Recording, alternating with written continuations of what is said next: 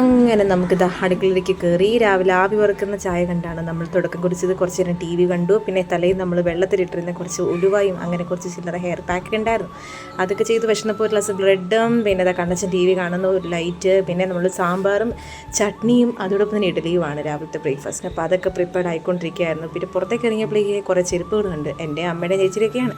എന്തോന്നില്ലാതെ പെട്ടെന്ന് കിട്ടുന്ന പറഞ്ഞിട്ട് പോയതുകൊണ്ട് അതൊക്കെ കഴിഞ്ഞതിന് ശേഷം വീട്ടിൽ പുറത്തേക്ക് ഇറങ്ങി രാവിലത്തെ സൺലൈറ്റ് അങ്ങ് കിട്ടി.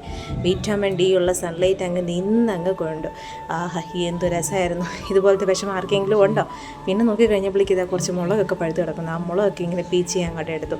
പിന്നെ നേരെ നമ്മൾ ചെടികളിലേക്കൊക്കെ പോയി അടുക്കള ചെന്നപ്പോഴേക്ക് കണ്ണിൽ കുളിർമള തരുന്ന ഒരു കാഴ്ച. അരി എടുക്കുന്നു, പെറുക്കുന്നു, ഇടുന്നു ചോറിനുള്ളതും. അങ്ങനെ അതും അമ്മ സെറ്റ് ചെയ്യായിരുന്നു. പിന്നെ അതിൻ്റെ ഇടയ്ക്ക് ഒരു ക്ലിപ്പ് എടുത്താണ് ഈ പൂച്ചയുടെ ആരുടെയോ അയലക്കത്തെ ആരുടെയോ പൂച്ചയാണ്, നമുക്ക് വലിയ ബന്ധമൊന്നുമില്ല, കണ്ടപ്പോൾ ഒന്ന് കൊഞ്ചിച്ചു. അങ്ങനത്തെ അടുപ്പിൽ ചോറൊക്കെ വെന്തുകൊണ്ടിരിക്കുന്നത്. അപ്പോൾ ഇന്നത്തെ വീഡിയോ ഇത്രയേ ഉള്ളൂ. ടാ.